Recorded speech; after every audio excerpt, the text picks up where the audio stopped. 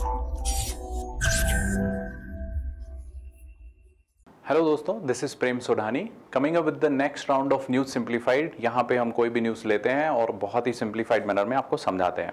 अभी world economic forum ने कहा था कि हम फोर्थ इंडस्ट्रियल रिवॉल्यूशन की तरफ हैं, यानी फोर्थ इंडस्ट्रियल रिवॉल्यूशन ऑलरेडी आ चुका है प्लेस में।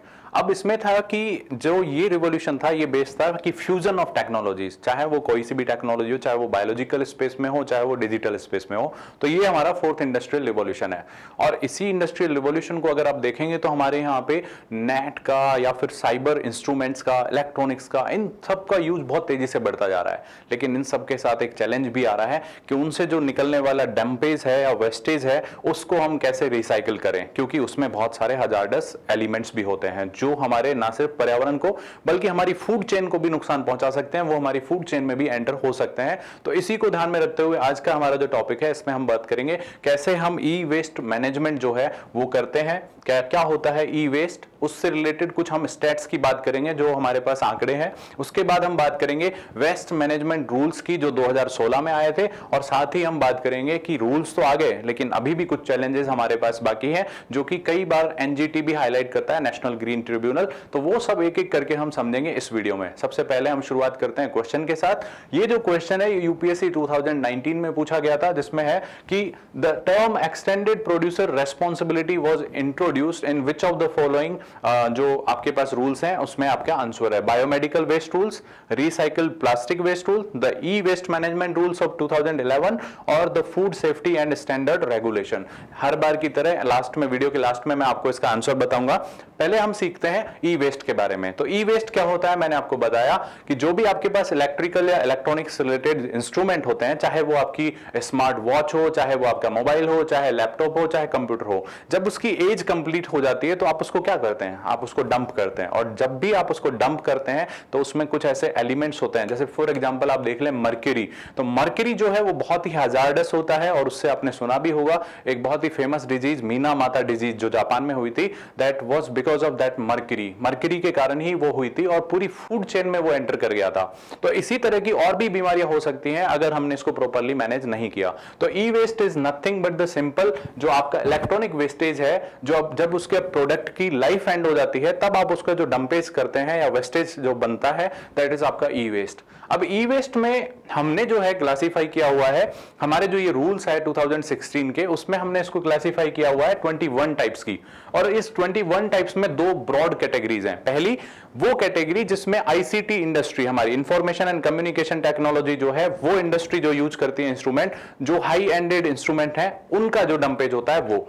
दूसरा जो है नॉर्मल कंज्यूमर्स जो इलेक्ट्रिकल एंड इलेक्ट्रॉनिक्स के अप्लायंस यूज करते हैं वो वाला। जैसे कि मैं आपको एग्जांपल दूं तो अगर आप सीएफएल लेने जाते हैं या फिर यूं कहें जो फ्लोरोसेंट ट्यूब होती थी आपकी, ट्यूबलाइट जिसे आप बोलते हैं, वो लेने जाते थे तो उसके अंदर भी मर्क्यूरी का कुछ एलिमेंट होता था। तो उस तरह के जो प्रोडक्ट हैं जो नॉर्मल कंज्यूमर यूज करते हैं वो सेकंड कैटेगरी में आते हैं। जो बड़ी इंडस्ट्री होती है आईटी रिलेटेड इंडस्ट्री, उनका जो डंपेज होता है वो हमने आईसीटी इंडस्ट्रीज के क्लासिफिकेशन में डाल दिया। तो टोटल ऐसे 21 टाइप्स के हमारे पास प्रोडक्ट हमने आइडेंटिफाई किया कि इनको हमें टैकल करना है under the waste management rules, e waste management rules. Okay, अब हम बात करते हैं कि हमारा जो ई वेस्ट मैनेजमेंट है वो कहां तक, इसमें अगर स्टेट्स देखें तो कितना हमारे पास ई वेस्ट बनता है, कितना हम उसको एग्जैक्टली डिस्पोजल कर पाते हैं उसका साइंटिफिक मैनर में, ये सब देखते हैं। तो सबसे पहले अगर आप देखेंगे तो 95% ऑफ दिस इंडस्ट्री जो है वो इनफॉर्मल सेक्टर में लाई करती है, यानी कि इसमें जो मोस्टली लोग जो जुड़े हुए हैं इस इंडस्ट्री से, वेस्ट डंपेज में हो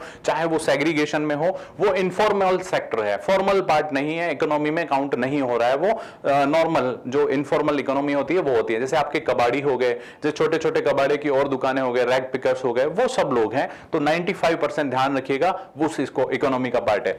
सेकेंडली आप देखिए कि जो 10 लाख टन कचरा इकट्ठा होता है हर साल हमारे यहां पे, लेकिन हमारी जो कैपेसिटी है जो हम रिसाइकिल कर पाते हैं दैट इज 8 लाख टन, यानी 2 लाख टन अभी भी ऐसा कचरा है जिसको हम रिसाइकिल नहीं कर पा रहे, और वो कहीं ना कहीं एज ए मतलब वेस्टेज के रूप में कहीं ना कहीं आपने डंप कर रखा है, कहीं पे भी छोड़ दिया। और वो कितना नुकसान वाला हो सकता है हमारे एनवायरमेंट के लिए, हमारी फूड चेन के लिए, वो एक बड़ा सवाल है। इसके बाद अगर हम बात करें, चलिए हमने 8 लाख टन को रिसाइकिल कर भी लिया, सेग्रीगेट भी कर लिया, लेकिन इसमें जो सेग्रीगेशन होता है दैट इज वेरी अनसाइंटिफिक, मतलब उसको साइंटिफिक मैनर में हम सेग्रीगेट नहीं करते। जैसे हमारे पास एक टेक्निक हो कि हम मर्करी को अलग कर लें, हम किसी रेडियम की प्लेट में से रेडियम को अलग कर लें, ऐसा नहीं है। वो जनरली कबाड़े वाला साइंटिफिक कोई भी तरीका नहीं जानता, वो नॉर्मली उसको सेपरेट करता है। तो इससे जो है फिर से हमारे पर्यावरण को नुकसान होने की संभावना बढ़ जाती है। तो ये बड़े चैलेंज है। अब इसके बाद अगर हम बात करें कि ई वेस्ट मैनेजमेंट जो होता है, इसमें आपको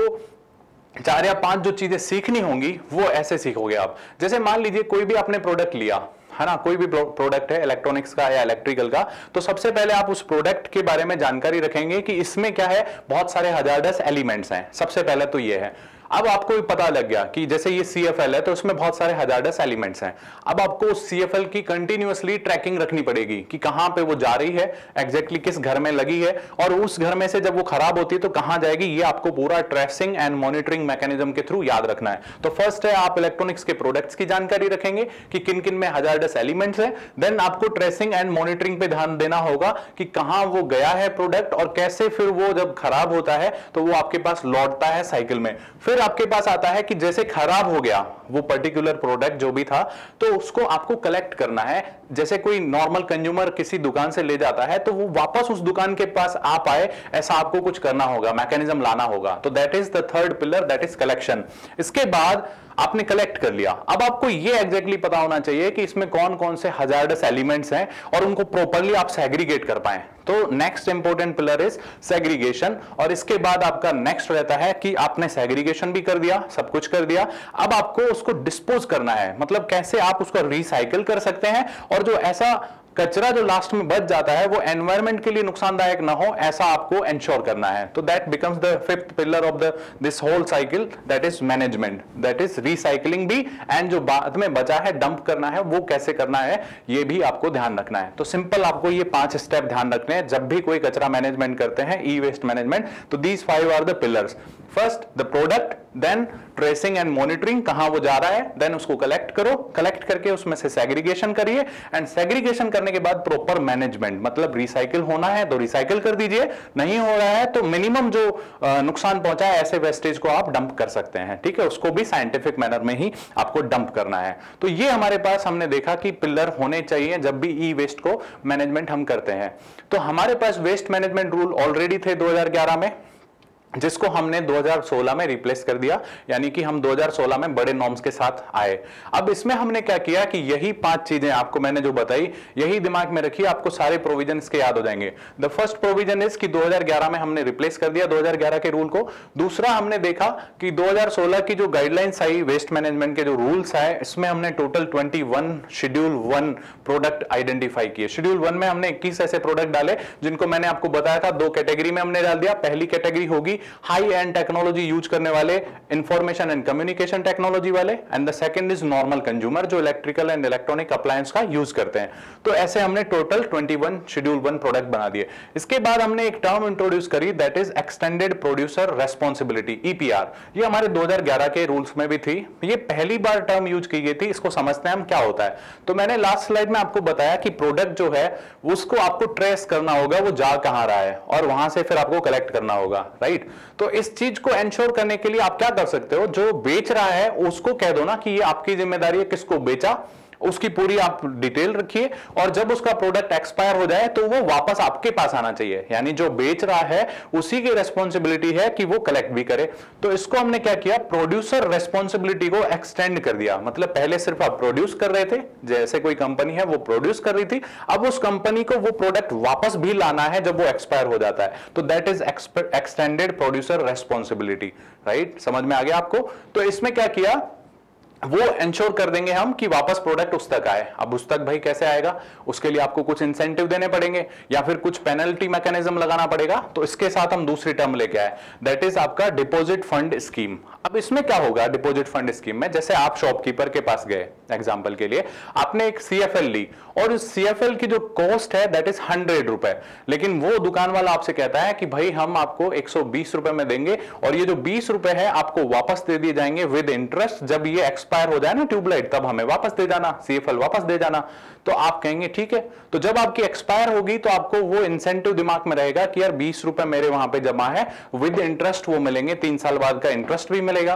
तो आप वापस जाएंगे और वो जमा कराने का एक आपके पास एक मतलब वो होगा, इंसेंटिव होगा कि क्यों जमा कराना है। तो that is the second clause, that is deposit fund scheme. हालांकि इसमें कुछ नुकसान भी है, जैसे हो सकता है कि वो कहे कि नहीं मुझे नहीं कराना जमा, तो फिर आप क्या करेंगे, बिना बिल के वो परचेज करेगा कि भाई बिना बिल के मुझे दे दो। तो ऐसे कुछ चीजें होंगी, लेकिन आपको रूल्स याद करने हैं। तो that is deposit fund scheme. इसके बाद भी अगर कुछ ऐसा डंपेज होता है जो हम आइडेंटिफाई नहीं किए कि कहां ये चीज गई और कैसे ये डंप हुआ, तो फिर उसके लिए क्या करें। तो जो डंप कर रहा है उसके ऊपर पेनल्टी के प्रोविजन हम ले आए कि भाई ऐसा आपको फाइन भरना पड़ेगा। तो इस तरह का प्रोविजन भी हमने डाल दिया। इसके बाद हमने स्टेट गवर्नमेंट को एक रोल दिया और उनको बोला कि भाई किस तरह से आपको स्किल ट्रेनिंग देनी है, खास करके ऐसे लोग, क्योंकि हमने देखा 95% जो इंडस्ट्री है उसमें इनफॉर्मल लोग हैं, यानी कि जो इकोनॉमी में आपके काउंट ही नहीं होते हैं। इनफॉर्मल मतलब जैसे रैग पिकर्स हो गए, कबाड़ी वालाज हो गए। तो इनको ट्रेनिंग दो कि भाई कैसे ये प्रोडक्ट आपके पास आएंगे और इनमें कैसे सेग्रीगेशन करना है, साइंटिफिक मैनर में वो सेग्रीगेशन हो, and that training must be provided with the help of state governments. ये एंश्योर करना होगा स्टेट गवर्नमेंट्स को। तो this was the next clause.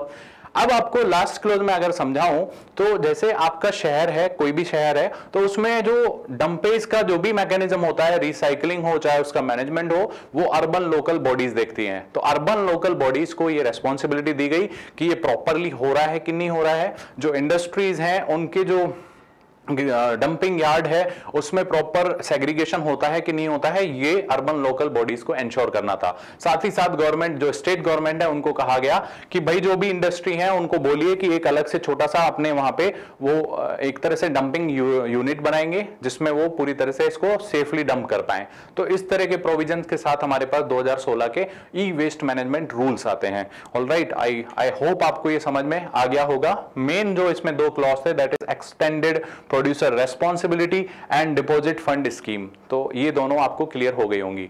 अब हम चलते हैं कि भाई हमारे जो चैलेंजेस हैं, हमने रूल ला दिए, सब कुछ ला दिया, लेकिन आपको पता है कि जब तक रूल प्रॉपरली इंप्लीमेंट ना हो तो कोई भी स्कीम सक्सेसफुल नहीं हो सकती। तो ऐसा ही कुछ इसमें भी दिख रहा है। एनजीटी ने बताया कि जो आपके कलेक्शन के टारगेट्स हैं, कितना कलेक्ट करना है, वही 5 पिलर याद करिए पीपीटी, उसमें कलेक्शन बहुत इंपॉर्टेंट था, जो चीज गई वो वापस आ पाए। तो जो कलेक्शन टारगेट है वो गवर्नमेंट बहुत पीछे रह रही है, यानी जितना मेटेरियल गया उसको हम कलेक्ट नहीं कर पाए, and that shows governance deficit. ऐसा कह रही है एनजीटी कि आपकी गवर्नेंस जो है उसका फेलियर है। एक तरह से आप कलेक्ट तो करिए, सेग्रीगेशन और रिसाइकलिंग तो बहुत दूर की बात है, सबसे पहले कलेक्शन कीजिए। सेकेंडली हमने देखा कि जो हैंडलिंग कर रहे हैं, एनजीटी ने बताया वो हैंडलिंग जो है बहुत ही अनसाइंटिफिक मैनर में हो रही है, क्योंकि वो कबाड़ी लोग हैं, रैग पिकर्स हैं, उन लोगों को कुछ नहीं पता कि इसमें कितने हजार्डस एलिमेंट्स मौजूद हैं, एक कंप्यूटर की चिप में कितनी खतरनाक मर्क्यूरी उसमें मौजूद है, इनको नहीं पता होता है। तो ये बहुत ही अनसाइंटिफिक हो रहा है। इसके बाद एक बहुत फेमस रूल है, दैट इज रूल 16, जो इन्हीं रूल्स में आया 2016 में, जिसके तहत इंडस्ट्रीज को बोला गया कि भाई आप जो हजार्डस एलिमेंट है, जो भी आप इलेक्ट्रिकल प्रोडक्ट या इलेक्ट्रॉनिक्स प्रोडक्ट्स बना रहे हैं, उसमें हजार्डस एलिमेंट कम से कम होना चाहिए। बट अगेन एनजीटी ने बोला कि ये रूल 16 का बहुत ज्यादा वायलेशन हो रहा है, इंडस्ट्रीज आपकी बात नहीं सुन रही है, तो ये भी आपको इंश्योर कराना होगा। तो हमने देखा, हमने रूल बहुत टाइट बनाए, बहुत अच्छे बनाए, लेकिन अभी जो चैलेंज है that is the implementation challenge, ये भी हमने बात कर ली। अब हम चलते हैं हमारे क्वेश्चन की तरफ, जो मैंने आपसे शुरू में पूछा था कि एक्सटेंडेड प्रोड्यूसर रेस्पॉन्सिबिलिटी कहां पे आई थी। तो आई होप आपको पता लगी गया होगा, वो आई थी हमारे ई वेस्ट मैनेजमेंट रूल में। और ये क्या थी मैंने आपको बताई, जो प्रोड्यूसर है सिर्फ प्रोड्यूस नहीं करेगा, उसके ऊपर और भी रेस्पॉन्सिबिलिटी बढ़ाई गई, और इसीलिए इस क्लॉज का नाम रखा गया एक्सटेंडेड प्रोड्यूसर रेस्पॉन्सिबिलिटी। ऑलराइट, तो आपको ये वीडियो समझ में आ गया होगा, और ये है हमारे ई वेस्ट मैनेजमेंट के रूल्स। आई होप आपको समझ में आया होगा। हम इन सभी प्लेटफॉर्म पे आपके लिए मौजूद हैं, आप हमसे वहां कनेक्ट कर सकते हैं। और इस वीडियो को शेयर एंड लाइक जरूर करें, कमेंट सेक्शन में जरूर बताइएगा कि कैसा लगा ये वीडियो। देखने के लिए बहुत बहुत धन्यवाद। Thank you very much.